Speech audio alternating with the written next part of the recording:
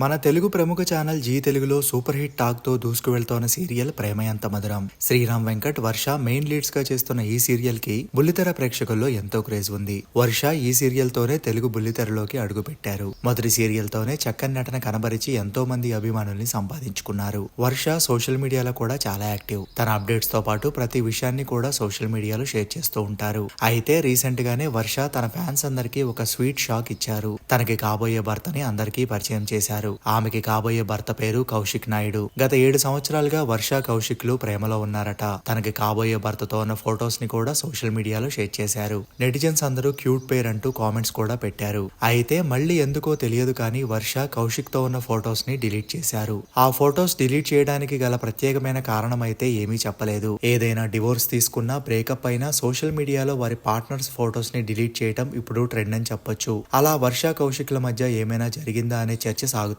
ఈ విషయం పైన వర్ష ఏమైనా క్లారిటీ ఇస్తుందేమో చూడాలి. నెటిజన్స్ మాత్రం ఫొటోస్ ఎందుకు డిలీట్ చేశారక్క అంటూ కామెంట్స్ పెడుతున్నారు.